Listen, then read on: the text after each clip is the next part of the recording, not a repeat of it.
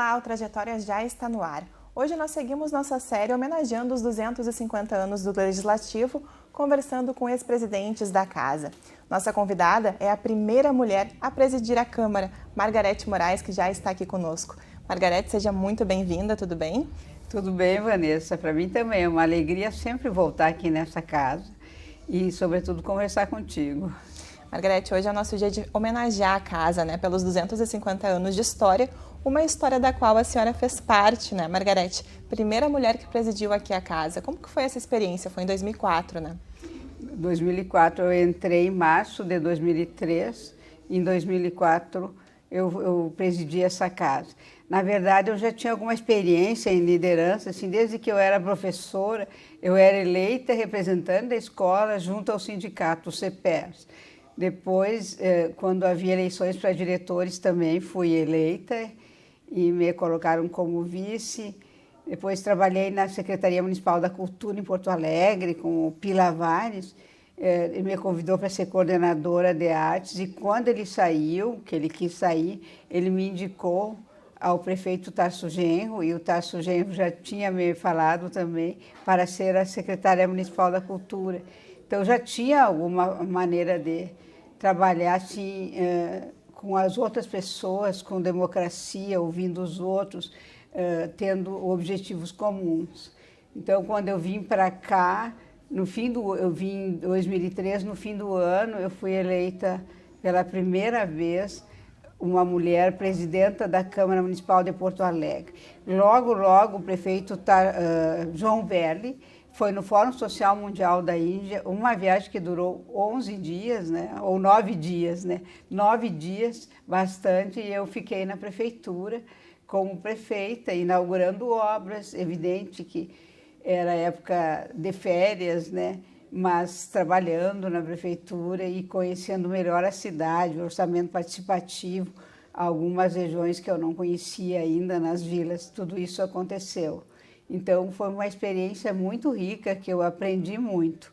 Aqui na casa, ainda, infelizmente, há machismo, Os homens sempre acham que podem tudo e as mulheres devem calar. Então, houve algumas situações, de alguns vereadores que não aceitavam que uma mulher dissesse está na sua hora, já passou, mas depois eles foram aprendendo. E eu acho que depois que eu saí, melhorou essa situação para todas as mulheres, todas não, Aí veio a Maria Celeste, que foi uma grande presidenta, hoje é a presidenta do meu partido, do PT Municipal. Eu sou a secretária de Cultura do PT Municipal de Porto Alegre. Depois veio a Sofia Cavedon, também professora do município, e depois a Mônica Leal. Então, eu acho que em 250 anos de história da cidade e da Câmara Municipal de Porto Alegre, essa casa ainda deve, eleger mais mulheres, outras mulheres, para compor, essa equipe que dirigiu essa casa. Então, tinha muitos vereadores no dia da homenagem aos ex-presidentes e só tinha 4 mulheres no plenário. Então, isso não é bom, Eu acredito que o mundo se transforma e que as mulheres já ocuparam seu lugar, a maioria, mas ainda essa situação assim é uma luta permanente, E cabe às mulheres, então, daqui da casa, voltar a esse objetivo, a essa meta de eleger mulher presidenta da casa. E a senhora foi pioneira não só na Câmara, sendo a primeira mulher a presidir, como também na Prefeitura, como a senhora mencionou, Quebrando aí um vácuo de 230 anos, mais ou menos, Isso. De só homens no comando, E Margarete? foi muito bom, muito bom. Aprendi muito e me sinto feliz, então, por ter dado essa contribuição, de ter sido a primeira mulher. E também com projetos e com uma temática nova na Câmara de Vereadores que não existia antes, que era a temática da cultura. Se discutia obras, plano diretor, todas essas questões que dizem respeito à cidade passam pela Câmara, Mas essa questão dos costumes, Eu sou autora da lei do dia do... Essa já existia, o Dia do Orgulho Gay, e depois fiz um outro dia em homenagem às mulheres lésbicas. Então, são vai quebrando preconceitos também a partir do legislativo, né? Dos costumes, da cultura, de como as pessoas se relacionam, o que pensam, da democracia interna, não é? Como a gente já trabalhava com orçamento participativo, já tínhamos também um pique, né, de ouvir a comunidade. Isso está precisando acontecer de novo na nossa cidade, eu tenho certeza. Ouvir, e não só ouvir elogios, não é? A Secretaria da Cultura fazia muita coisa boa, mas sempre tinha alguém que reclamava. E não foi uma reclamação, mas foi uma solicitação, isso eu não esqueço, lá na Restinga, quando um integrante assim, da plenária, ele representava aquela região lá na Restinga, ele reclamou que todos os gêneros artísticos e culturais foram colocados, sobretudo na música, em todas as regiões, eles que definiam, mas que a gente nunca tinha trabalhado com orquestra, com música erudita, e eles queriam música erudita. Então, a gente fez um trabalho com a Orquestra de Câmara do Teatro São Pedro, que se apresentou lá no Secores, lá na Restinga, e eu, talvez até com algum preconceito, disse assim, tem que ser um repertório mais fácil, né? Que todo mundo conheça as músicas. E não, eles escolheram Vila Lobos, com músicas que ninguém conhecia, e houve um silêncio absoluto, assim, no Secores, ouviram todas, e quando saímos, uma senhora mais velha, assim, ela chorava, né? Chega de hip hop, chega de rap, de reggae, essas coisas. Nós queremos ouvir mais música erudita e conhecer. E hoje tem, né? Tem orquestras lá na Escola Vila Lobos, na Lomba do Pinheiro, e tem a orquestra do IPEDAI também, que é um instituto porto-alegrense de arte e educação, também na Lomba do Pinheiro, e que eles vão muito além, e quando se apresentam, todas as pessoas têm esse potencial, basta que a gente dê, não é, condições para que as pessoas se desenvolvam. E a senhora tem essa relação muito próxima com a cultura, até porque a senhora, além de professora, se formou em artes plásticas, né? Sim. Então, a cultura sempre esteve entre as suas bandeiras, a cultura, a educação, né, Margarete? Sempre tive. Fui professora do Estado, na Escola Leopoldo Vanevites, ali na João Alfredo, com a República. Depois, lá no Jardim Botânico, na Escola Otávio de Souza. E fui professora também no ensino médio de História da Arte, outro de desenho, no Colégio Champagnat. Falando um pouquinho sobre a sua vida na política, né, Margarete? Tudo começou lá por volta da década de 70, 80, quando ainda era um ambiente quase que única e exclusivamente masculino, né? Como é que foi essa entrada da senhora? Masculino e época da ditadura também, né? Porque esses grupos de direita, eles também são, né? São preconceituosos com todas as situações, sobretudo com as mulheres. Eu morava em Santa Maria, e lá tem o Terceiro Exército, então era quase naturalizado assim, a ditadura, né? Mas a gente não fazia nada, só às vezes discutia um assunto, o outro não pertencia a nenhum grupo nessa época. E tinha 19 anos e fui chamada na Polícia Federal. E aí ele dizia que eu tinha ido na casa de fulano, que eu esqueci o nome, que eu nunca tinha ido e nem conhecia, né? E ele insistia. Então, lá em Santa Maria havia esse ambiente de medo, né? E a questão do feminismo também, né? Aí estava começando a aparecer, porque tinha acontecido em 78 o Maio Francês, né? O Martin Luther King dizia que tinha um sonho, né? Que era acabar com o racismo. Tinha um lutador de boxe, como era o nome dele? Cassius Clay, que ele ganhou a medalha nacional do boxe e foi chamado para combater pelos Estados Unidos contra o Vietnã. E ele se negou aí e perdeu a medalha. Aliás, ele jogou a medalha no Rio Hudson, lá em Nova York. Então, mas a gente tinha, assim, algumas situações que deram certo, né? Outras que depois acabaram também. A conquista de Cuba por Fidel Castro e Che Guevara, então muitas situações que nos emocionavam e nos davam esperança. Uma época de muita história, né, Margarete? Muita história. Muitos companheiros nossos também foram mortos e desaparecidos até hoje, e eram jovens na época. Então, muita tristeza também. Mas falando nessa história, Margarete, vamos tentar trazer um pouquinho de coisas boas agora. Claro. Sobre a sua vida aqui no Legislativo, existem fatos que marcaram a sua vida como presidente aqui na casa, que a senhora lembra até hoje? algum fato, assim, muitos, eu acho, né? Para mim era muito novo. O que eu fiz, assim, em termos materiais, foi que tinha o Teatro Glênio Pérez, não tinha iluminação, não tinha caixa de som. Então, como é que chama? A licitação para essa compra durou o ano todo, assim, com muita má vontade também de alguns, né? Porque aí no fim do ano nós conseguimos inaugurar. Então, cada mulher, não foi só isso, né? Foi um pouquinho. Eu acho que o fato principal é que a gente conseguiu estabelecer um respeito pela figura da mulher numa situação de poder, numa situação de presidência, da maioria, não de todos, né? Mas da maioria a gente conseguiu. Hoje é o dia, infelizmente, que o João Antônio Dib não está mais conosco, e ele era uma pessoa que sabia, né? Sabia compreender e que respeitava o outro lado e respeitava também as mulheres. Pois é.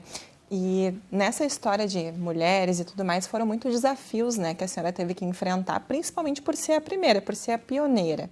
Existem desafios que também te marcaram, Margarete, no início ali dessa jornada? Sim, teve um vereador, que eu nem vou dizer o nome, que disse porque o tempo dele passou e eu cortei o som, disse que eu não tinha o direito de cortar o som dele.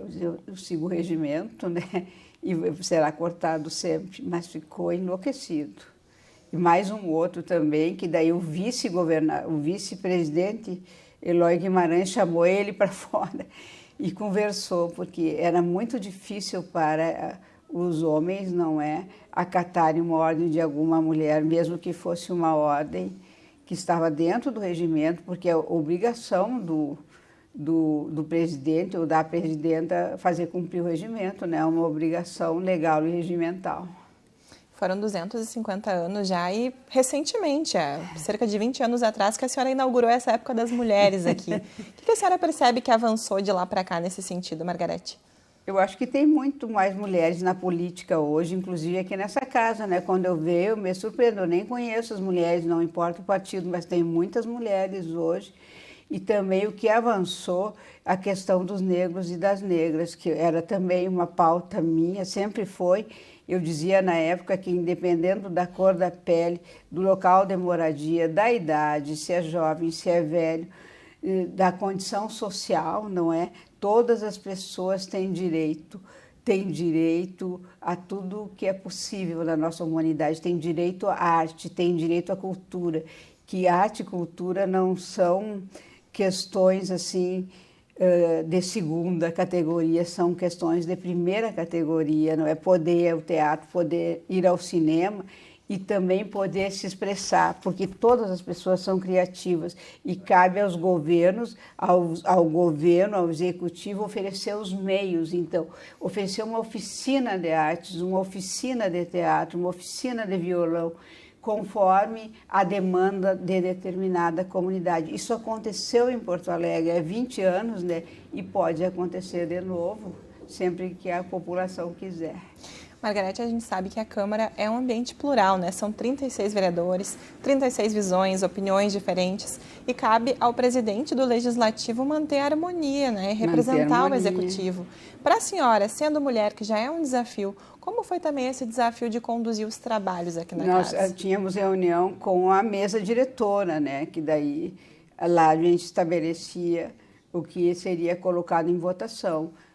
Quem concordasse, quem discordasse do projeto seria. Então, havia todo um trabalho de ouvir a mesa diretora e de tentar harmonizar e trazer para o plenário alguma coisa assim com maior consistência. Eu acho que isso deu certo. Deu certo, né? E ainda bem que deu certo. E hoje tivemos outras mulheres aí seguindo essa... Tem, maravilhosas, tem jovens, porque a gente não pode ter preconceito com ninguém, né? Se é nem pela cor da pele, dos olhos, se é rico, se é pobre, e também por idade, né? Agora que eu estou com 72, sempre disse isso.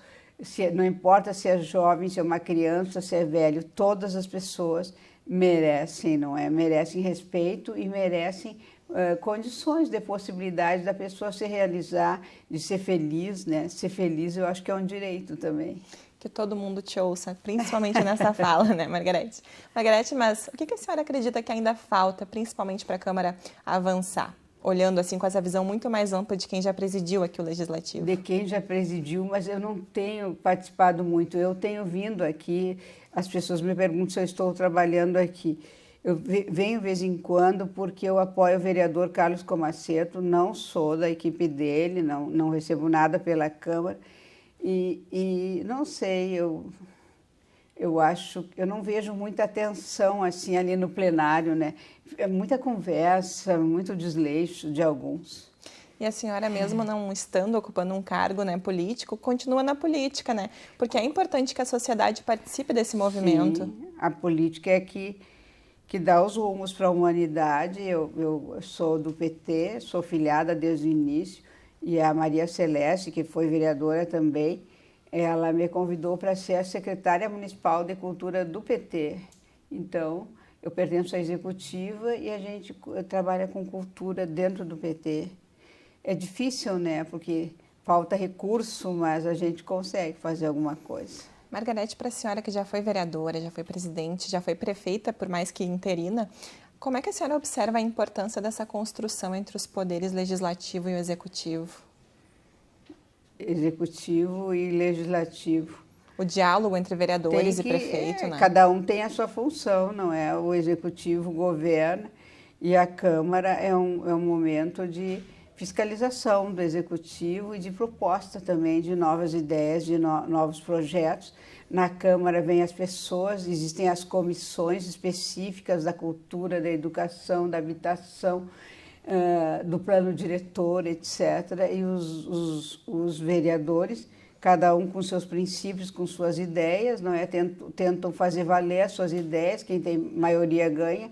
E o que eu acho que a palavra de ordem hoje é a volta da democracia. Nós passamos 4 anos, né, sem democracia, com o antigo presidente da República, não é? Se dá para ser chamado assim, eu acredito que nem mereça. E agora o Brasil está se reconstruindo, então, com respeito entre os 3 poderes, lá em Brasília e eu acho que em todos os estados, e isso deve acontecer também nas prefeituras. E existem coisas que mudou na sua vida em questão de valores, coisas que a senhora aprendeu sendo presidente aqui, Margarete? Sempre se aprende, né? Se aprende todo dia, né? Eu acho que a aprendizagem é algo que é eterno, né? A gente só para de aprender quando morre, né? Daí eu tenho uma vida boa, muito boa na política e tenho 2 filhas maravilhosas, uma é advogada, outra é arquiteta, ela trabalha no Tribunal de Contas, concursada, e 2 netas, cada uma tem uma filha, uma é Ive e a outra é Giovana. E em fevereiro viajei com a Isadora e a Giovana, passamos 10 dias fora e foi muito bom.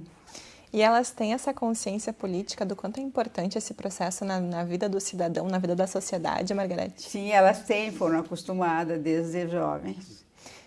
Mas elas não se interessam assim, por ter uma liderança, nada. Mas cada uma tem a sua opinião, que são parecidas, não é, com as minhas. E acho que elas têm o direito até de discordarem quando acham. Tendo essa consciência, e aprendo com né? elas hoje também. Tendo essa consciência é o que mais importa, né? Elas têm toda a consciência do que significa a política. Sempre me deram força. E o que a senhora acredita que seria um cenário ideal? Vamos projetar para daqui os próximos 250 anos. Acho que o mundo sem preconceitos, né? Um mundo com muita solidariedade e sem muitas diferenças sociais também tão altas, né? Assim, tem os milionários e cada dia tem mais mendigo nas ruas de Porto Alegre. Aonde eu moro, assim, numa quadra, sempre tem 3 dormindo no chão. Isso não, né? É de uma indignação, assim, em Porto Alegre, das cidades que mais tem mendigo hoje.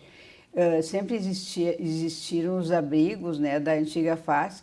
Eu não sei por que eles não vão, né? Porque eu acho que a prefeitura deveria fazer a busca ativa, né? Ir lá conversar com cada um e oferecer, por exemplo, no inverno agora que vai chegar, né? E eles ficam na rua, né? Passando frio, passando fome. Então tem muito mendigo em Porto Alegre, isso é muito triste. E tem muita venda do patrimônio também, o patrimônio da cidade.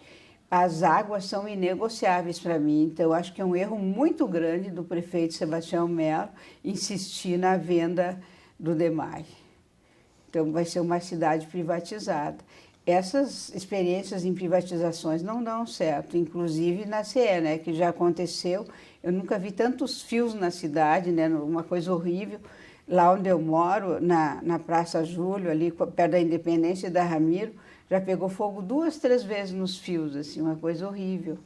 Então, aquilo que é público e é uma obrigação do executivo executar aquilo que tem que executar, não é? Isso não está acontecendo. O que está acontecendo, assim, é uma venda, parece, para grandes imobiliárias determinarem o futuro de Porto Alegre, e isso está absolutamente errado. Por isso que é importante participar dessas construções, dessas discussões, saber a importância da Câmara. Cais Mauá, o plano diretor, tudo isso, né, está muito pesado. O tempo passou voando, né, Margarete? Quase no finalzinho da nossa conversa. Mas eu quero que a senhora deixe seu recado, né? Deixe seu recado, a sua mensagem para esses 250 anos do Legislativo. Eu acho que todos os vereadores e vereadoras que foram eleitos, eles têm condições de serem bons vereadores, né? Eles cuidarem da cidade. O vereador também é um cuidador da cidade, né? Que aponta para o governo que às vezes, sim, o governo às vezes não consegue perceber tudo o que está acontecendo. Os problemas da cidade, os problemas das pessoas da cidade, aponta, oferece projetos e denuncia situações que estão acontecendo. Isso é normal em cada governo, nenhum governo consegue fazer tudo. Denuncia e ajuda a melhorar, então, ajuda a melhorar a vida da cidade. Cada um tenha o seu objeto, não é? Uns são a educação, outros são os transportes, outros são outras situações, outras são o plano diretor. Então, que os vereadores devam, não é, fazer a sua parte e seguir as leis e deixar Porto Alegre uma cidade melhor, uma cidade para as pessoas, que todas as pessoas possam usufruir, que não seja negado nada. E acho que educação, cultura e arte são obrigações. Se são direitos das pessoas, são deveres do município. E é isso que deve acontecer aqui na Câmara, que os vereadores consigam fazer valer os direitos de todos. Margarete, fiquei muito feliz em poder contar a sua história novamente. Muito obrigada por mais uma vez ter vindo até nós e compartilhar essas informações. Eu que agradeço, fiquei bem feliz de estar aqui. Então tá bom, muito obrigada, Margarete. Então essa foi a Margarete Moraes, a primeira mulher a presidir o Legislativo aqui no ano de 2004. O Trajetória de hoje fica por aqui, mas você pode rever esse e outros programas da série nas nossas redes sociais. Acompanhe o trabalho da TV Câmara e também a nossa programação por lá.